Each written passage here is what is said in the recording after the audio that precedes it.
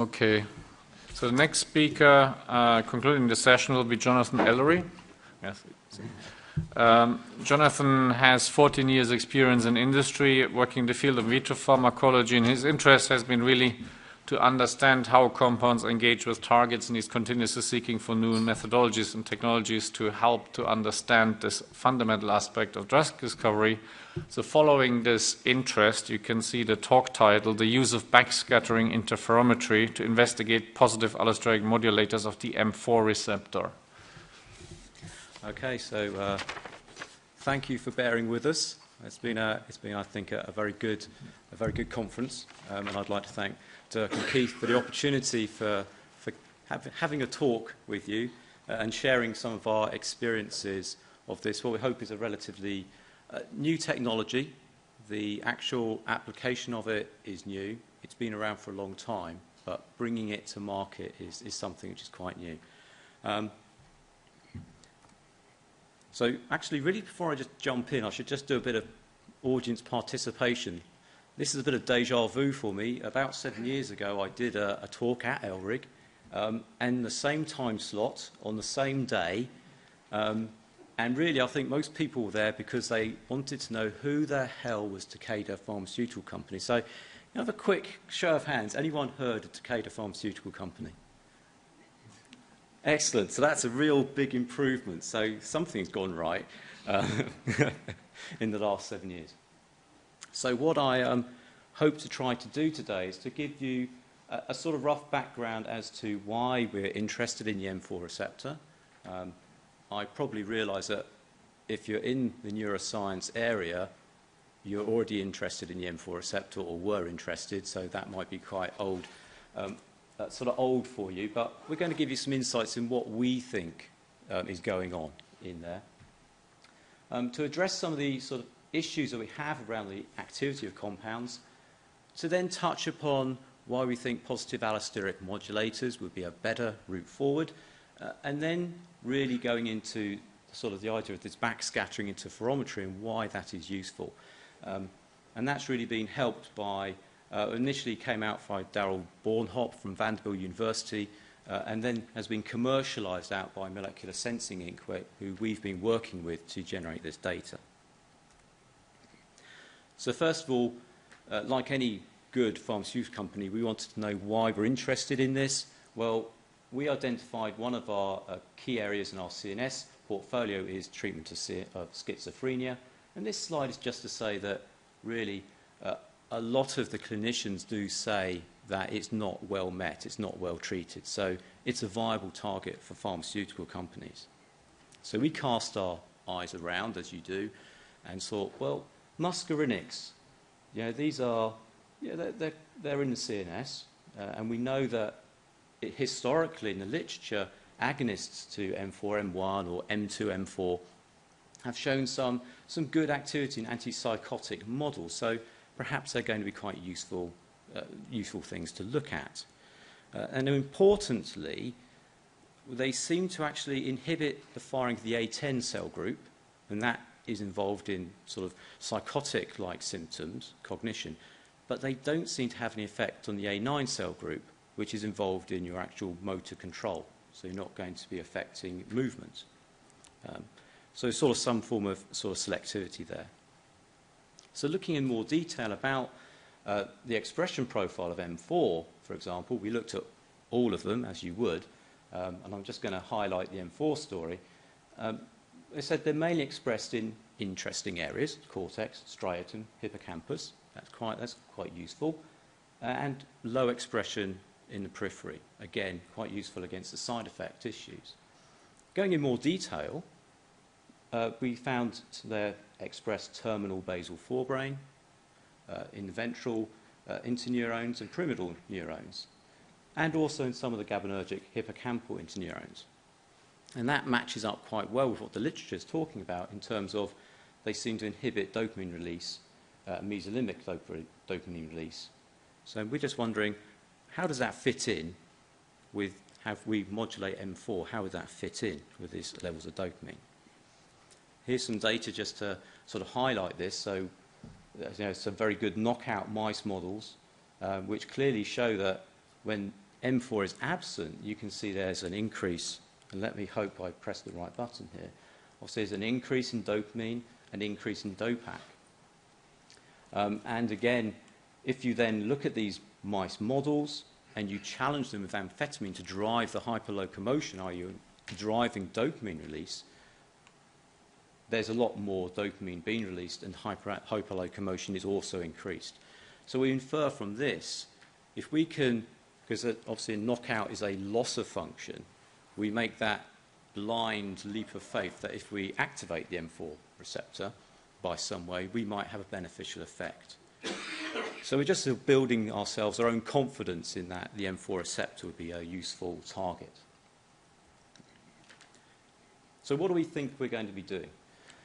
So in our mechanism of action, we find that this, we think, is a schizophrenic situation, and this is the model that we've decided to believe in, and it's one of many different types of models for what is schizophrenia. And again, schizophrenia is a syndrome rather than a specific disease. So what we're thinking is what we've got is enhanced dopaminergic activity going to nuclear accumbens from the ventral tegmental area and other these brain areas, whilst there's a lack of dopamine activity going up to the prefrontal cortex. And what we want to try and do is to derive the drug effect. We'll drive from the schizophrenic model over to the normal model where we re-establish sort of what we classify normal activity for dopamine signaling via ventral tegmental area to nuclear accumbens and prefrontal cortex. Now, how do we think we could do this? So we're looking here, we have some inputs coming here, and these are coming into this event tegment area. We've got acetylcholine being released, and this is driving the dopamine release into nuclear accumbens. And what we're saying is, well, for some reason, we're getting excess excitation here, which is leading to excess emission or transmission of dopamine and release of dopamine in nuclear accumbens. So it's saying if we can activate this receptor, the M4 receptor, we can drive down its own release of acetylcholine and decrease the amount of dopamine. Now, this would work because we find that the M4 receptor is presynaptic. So when it's released, it actually has an auto-inhibition of its own release. But for some reason, in this situation, it's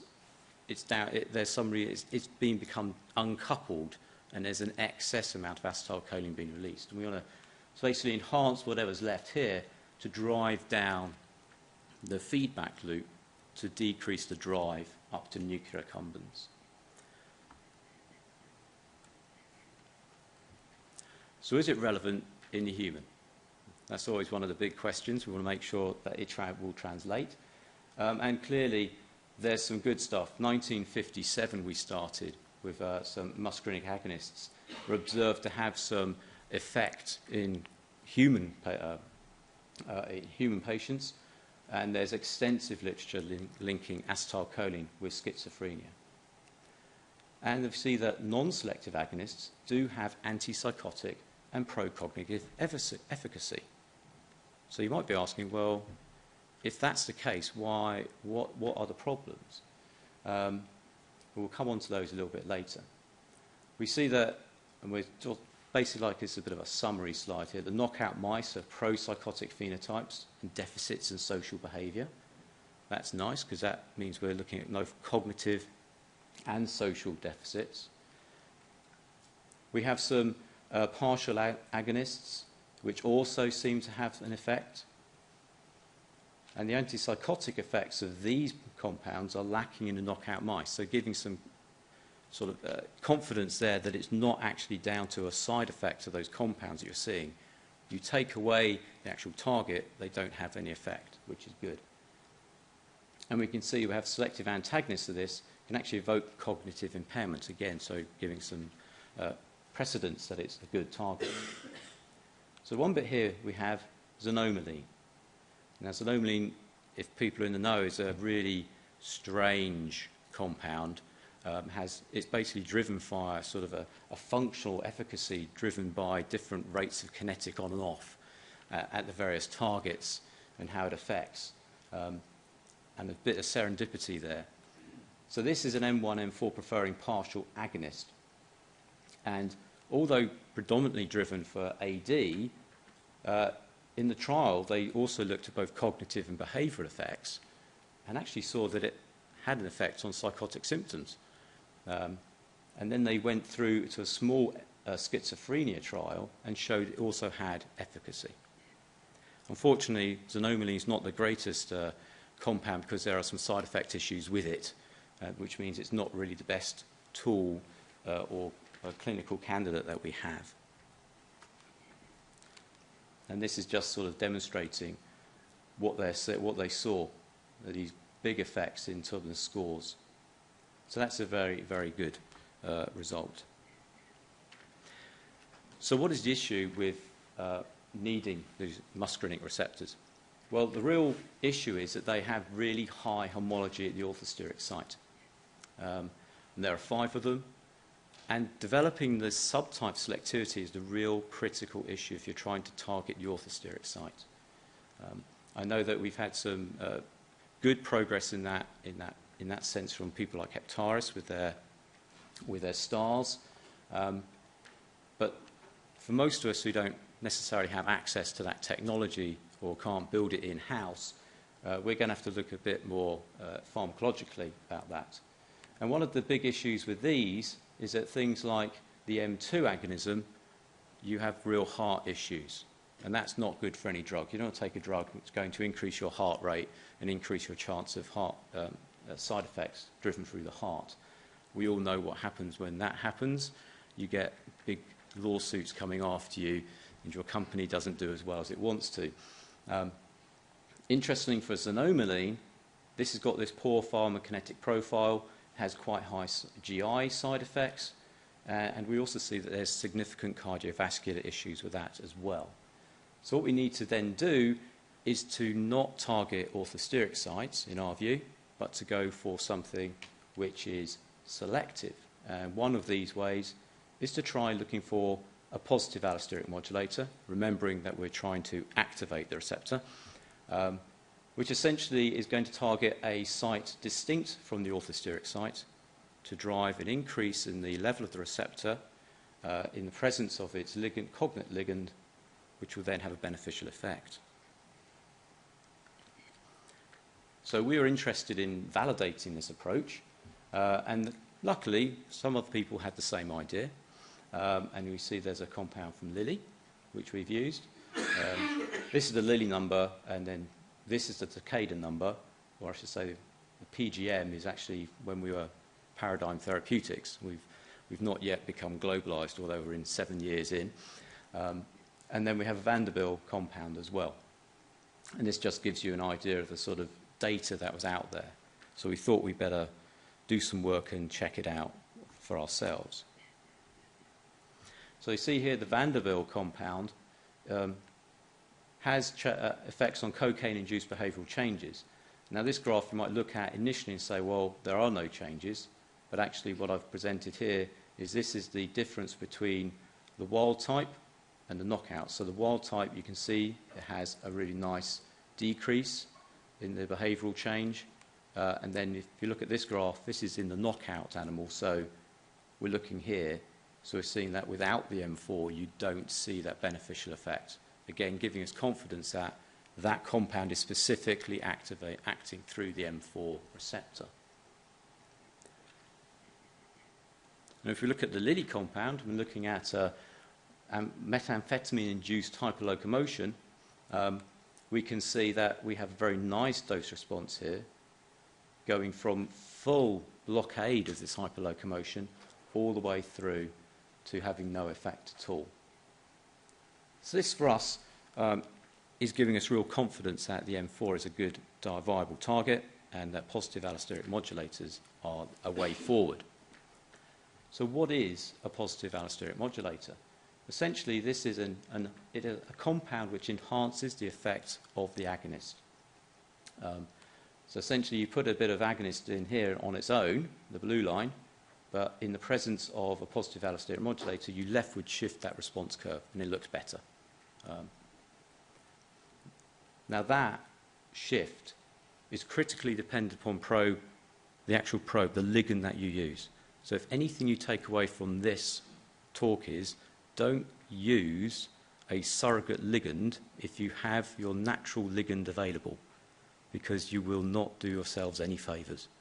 Always use the natural ligand wherever possible, because you might have a positive allosteric modulator on your natural ligand, it might be a negative allosteric modulator on your surrogate ligand, and vice versa. Just because it's easier, don't do it. You save yourself a lot of hassle later. So this shift, though, can actually be driven via either increasing the affinity of the natural ligand or by increasing the efficacy of the natural ligand. And the one thing that we know is if we do lots of calcium flux assays which are functional, we can shift out, we can see that we get this shift, leftward shift, it will saturate. I'm not going to go into the pharmacology of why that is, but that is as predicted. It will saturate and it will leftward shift. If we note here, if you see an increase in the baseline, that means there is a level of intrinsic agonism that you are seeing in your system, and that's something you need to be aware of. When I mean intrinsic agonism, it's the ability of the compound to activate the receptor in the absence of the orthosteric native ligand. Why is that important? Because we get beta-arrestin recruitment without the acetylcholine. So beta-arrestin is recruited, and lo and behold, you also get internalization. Obviously, too much of a compound which does that will mean that in vivo this becomes a functional antagonist. You completely remove, you desensitize the system, there's no agonism, you then potentially go completely the opposite way. And for the Ville compound, we didn't see this. So I'm just highlighting the issues that we saw. Now, quite importantly for people is, if we have a positive allosteric modulator, is it driving the affinity or is it driving the efficacy? Because that will dictate a lot of the way how effective that compound will be in terms in vivo situation. We can't predict yet whether an efficacy-driven PAM is best or an affinity-driven PAM is best, but we like to know. Now, classically, what we do is we generate radioligand binding assays using an orthosteric antagonist, and we try to displace that with the agonist, and then we can enhance the displacement ability of the agonist by increasing the amount of the positive allosteric modulator. And this shows affinity cooperativity, and that's really good. That's nice. But it doesn't always show that. People also like to get some figures, that you like to demonstrate some information. So we try to model it. So here's a classic case of this sort of initial cooperativity between an orthosteric ligand and positive allosteric modulator if we just look at the binding and we leave out the efficacy. So that's not too complicated. You could do that you think that's quite easy to get enough data. However, if you add in the antagonist, you add in this extra side as well, because a positive allosteric modulator binding to a receptor would also have an effect upon the antagonist. You're changing one thing, you change the other thing. That leads a whole level of new complexity, and to be perfectly honest, you are going to be very hard-pressed to generate enough data to really give you good, meaningful values for the alpha factor, the gamma factor, or any other factor you want to describe. So we wanted to try and find a system where we could maybe simplify our assays. So we came to backscattering interferometry. Now this is a label-free technology and allows you to directly assess compound binding affinity. So that's normally quite interesting. People prick up their ears and go, oh, we can just actually determine affinity without any labels. And what you do is you essentially compare your signal between membranes which express your target of interest and those which don't. A bit like you do in functional assays, you've got your wild type and then you've got your recombinant systems. Now you can also then look at compound interactions by pre-incubating the membranes with another compound of interest or a positive allosteric modulator, negative allosteric modulator, whatever you like to do, then add your test compound and see how the signals change. And quite importantly for us, because we like affinities, you can let this system come to equilibrium. So you can measure at different time points and confirm that the values in the IC50s and therefore the KDs are not necessarily changing. Now I'm one of these sad people who also like to know a little bit about how it actually works rather than just giving the information over. And this is a bit of backscattering. So what we've got here is you shine a laser, and critically you need a nice laser, you need a nice single wavelength going in, and it goes into your solution, hits something, bounces around a bit, and then comes back out. Now the angle at which it comes back out at is actually dependent upon the distance between where it goes in and where it comes out. Now you can quickly see that in a solution that these Ds are going to be enormous numbers. It's going to be almost infinite number of Ds. So we can see here, if you've got a large D, the intensity, the wavelength is very tight, and gradually it decreases and slows down when the D gets smaller. Well, the great thing about backscattering interferometry is you could guess here how we've drawn this, is you get constructive and destructive waveforms. So you end up with the output being a nice sharp peak, and then it very sort of quickly goes out to diffuse background. And what does that look like? Well, here's a simulation. So we've shone a laser into this glass full of stuff. It's great what you can find off Google Images. This is the forward scatter, and you can see that's a very dirty looking sort of mess. But this is the backscatter. It's the same amount of laser light going in, but that is one very nice tight point compared to this huge ball of light. So that makes it, you can see then straight away that might give you a bit more sort of ease of being able to interpret what's going on. So how do we use it? So the other item I should have mentioned was that it's actually dependent upon the refractive index of the material. And what you're measuring is refractive index change of the material as driven by an interaction between the two components, the receptor and compound binding. So on its own, we get a refractive index. So this is your constructive and destructive wave pattern being formed. We measure that. Then you add some compound, it rebinds, refractive index changes, and then these wave patterns shift. And you measure that shift, and then you can plot it into a signal like this over time, the difference increasing with different amounts of compound. And you say, what do we do with that? Well, we plot it. This looks like a standard saturation binding curve from radioligand binding assay, for example. And we can then determine the KD. So here we've got some data using NMS. So NMS is obviously a standard radioligand for M4 membranes. So it was an obvious choice for us to try to determine a KD. And we get a KD which is actually fairly in accord with what the literature is. Again, gives us confidence that this is actually working. And what we can then do, if we just pre-incubated atropine, we completely block the signal. So this is when you pre-incubated atropine, high concentration atropine, you've blocked that signal. Again, giving you confidence that we're actually working orthosterically there.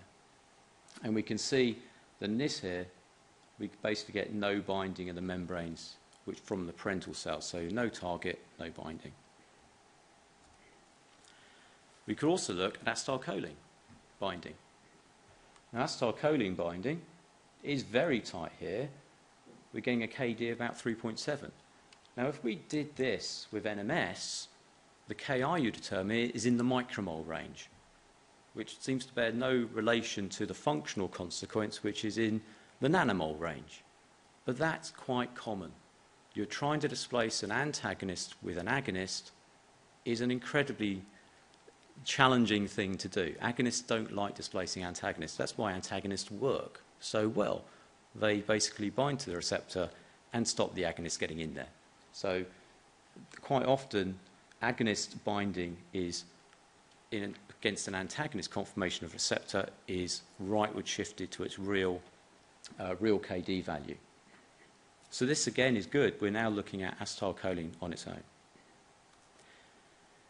And then we started looking at what happens if we add positive allosteric modulators. So we actually found here, what I've shown here is our actual positive allosteric modulator, unlabeled. So this is the positive allosteric modulator. What we've done here is we've log scaled the curve purely so we can actually give this nice sigmoidal curve pattern so you can see what's going on. If we didn't do that, both curves would be on top of each other. So not only do we get a KD for our positive allosteric modulator without the need for any other compound present, we can also then see if we add acetylcholine that we get a shift in affinity. We also do this vice versa, so we see the shift in the affinity of the acetylcholine when we put in a set concentration of positive allosteric modulator. So confirming, nearly dropped that, didn't I? So confirming the cooperativity between the two, which is very, very important to understand and to see. So we're demonstrating there real positive cooperativity. If you developed a number of different different data sets with different concentrations, you would have quite a lot of confidence to then generate your alpha value for your affinity from this data. I haven't put that on because I'm just trying to show you clearly that's a nice big shift, and I didn't want to complicate it by putting loads of lines in the middle. But that is, you're now going down to, you've driven this into the picomole range. The one thing I'd also like to put on, most people who have schizophrenia are already on things like olanzapine, clozapine, and there is some literature there that says it hits M4. It inhibits M4. So we developed and just thought we'd try what olanzapine did. Well, it binds M4, so we confirm that. We're also likely to dose it with these things. We want to know whether if we dose it with this, are we going to have problems? Is olanzapine going to block our PAM from working? So would it just be pointless doing those, treating those people? So we thought we'd try to do the binding comparison by trying to block out olanzapine binding with acetylcholine. Well, this data, it's a bit messy, but this data clearly shows that as we actually still have a signal when the two are together, olanzapine is not an orthosteric antagonist of the M4 receptor. It's working in an allosteric manner, which might explain why some of the old literature says it's actually an agonist in certain systems rather than an antagonist in others. There is some conflicting data there. But that's for us is, although it still says, it said to us it binds M4, and we're not going to try and treat people with M4 agonists with olanzapine, it was just interesting for us to see that it may be allosteric. So just to conclude, what we're saying is that we've developed a label-free assay for M4. That's developed by Molecular Sensing for us. We get KDs, which are consistent for functional potency of acetylcholine, and those can be blocked by orthosteric antagonists. We develop affinity constants for compounds which are unlabeled, which is very, very good in our manner. And we can see that PAMs can have positive cooperativity. We've also seen that compounds can have negative cooperativity as well, which is very good.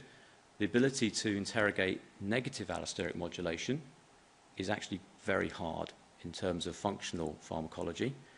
So it's nice to have a system which potentially allows you to look at that as well.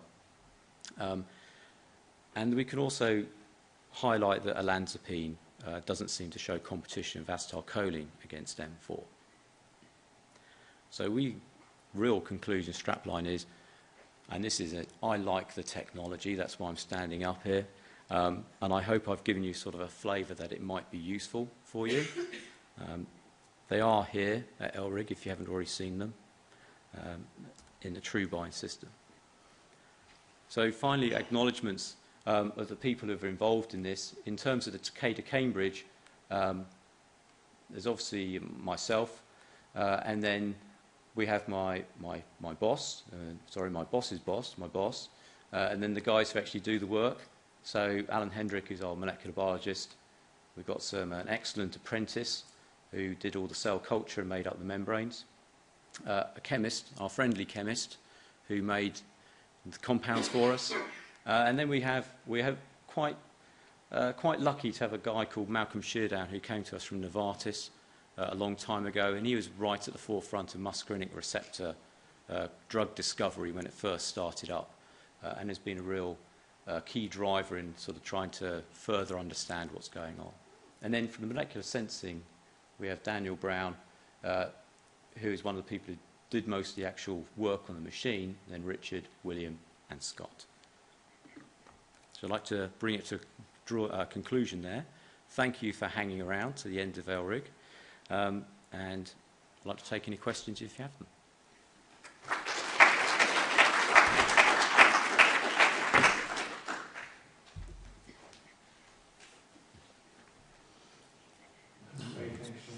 Any questions? No. So I have one question. Yep. You mentioned sort of in the talk that you should always use natural ligand and not another ligand. Do you have evidence in your scattering technology that there are any kind of differences between different allosteric agonists and how those interactions might change? So the different natural orthosteric agonists, or non-natural. Well, that's actually well documented in the literature. We have looked at things like OXO in different assay systems, and you can clearly see that sometimes you will get the same positive allosteric modulation, and other times there will be no modulation at all, or negative. So you do just need to be very careful about that. And just to remember that when you go into man, the surrogate ligand is not going to be there. So you might as well work with a natural one anyway, if it's stable enough and you can get hold of it. Yeah.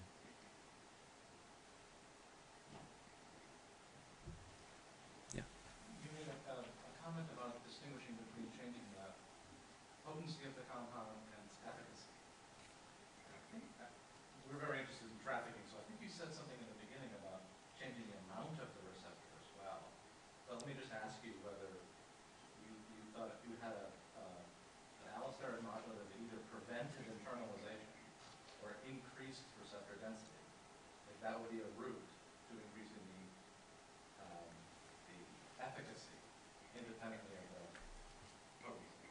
Or, both. You might do potency and efficacy. Yeah. So one of the issues we have with recombinant assays is we tend to express much higher levels of receptor than physiologically relevant, which then means that if you increase the amount of receptor, you tend to leftward shift the response of the cell to agonists, and you also increase the amount of receptor reserve, which is around, so you don't necessarily distinguish other types of compound as well. In terms of pathological settings, the opportunity to try and encourage your receptor to be on the surface rather than being internalized is an interesting concept, and certainly one which shouldn't be discounted. How you do it, I'm not sure. Clearly, in other settings, people talk about bias, and again, that's another, I'd say, minefield of how you define biased versus, in the different systems, what's real bias, what's not. Some very long-winded equations out there to try and figure it out. But we can clearly see with positive allosteric modulators, you think you'd have more chance of describing a bias than you would with an orthosteric agonist. So there's a chance you might, if you have the right assay set up, find a compound which gives you an increase in orthosteric affinity and therefore efficacy, but in the same manner, also seems to drive you more down one particular signalling pathway than another. So just as we have seen, there are natural agonists which will only drive signalling and not internalization, the idea is you could potentially do that. And I don't see that, as long as you know that's what you want from the outset, you can design your drug discovery cascade to find those out. Yeah? Yes? I have to ask a question about the technology. You clearly demonstrated the power of the technology for equilibrium measurements. I was wondering if it was also useful for kinetic measurements. And for your antagonist, a nanomolar binding, of course, the time frames there are going to be difficult to work with. I was just wondering if that's also a possibility with the technology itself. Right, so if you talk to Darrell Bornhop, they have done some flow measurements. The difficulty here is working with membranes. So you'd have to somehow immobilize those membranes, and then you look more like an SPR instrument, and all the issues around, adsorption to the chip surfaces and tethering it and loss of binding functions, etc.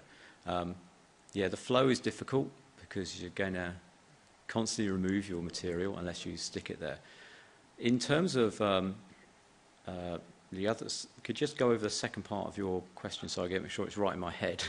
I was just saying that when you have a nanomolar binding affinity, the on rates and the off rates, or the apparent on and off rates, are going to be in a time regime that can be difficult to measure.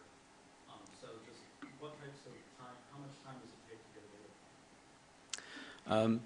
So like any good drug discovery company, we make that compromise. So you tend to work to the point where you would run an assay and measure it as an endpoint. I mean, the endpoint is such that these assays are not read once, then throw away.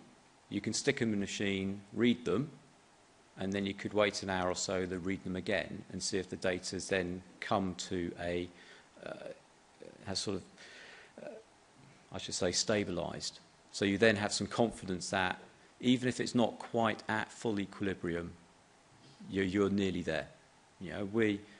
I know it's a valid point because I've run some binding assays where it takes us, there's nearly 30 hours and things are still not equilibrium, and I am pulling my hair out because they're just basically falling apart by that point. And it's an incredible concern. And clearly, as we shift the affinity with a PAM, you're actually measuring the on and off rates of both. Not just the PAM going on, but also how that PAM going on then affects the on rate and off rate of the orthosteric ligand as well.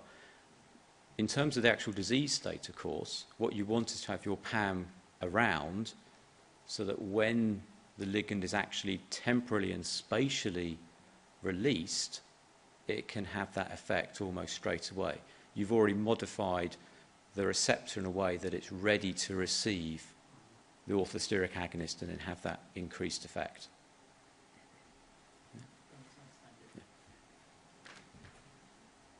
Okay. Thanks very much, John. I'd just like to say a big thank you to all of our speakers today. It's been an excellent session. And finally, to encourage people to go to the closing debate, which is at 4 o'clock in 10 minutes in Charter